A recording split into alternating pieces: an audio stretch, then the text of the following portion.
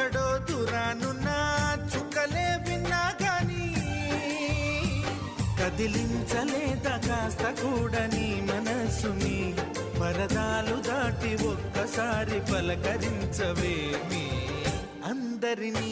ఇలా వెంటపడి అడగాల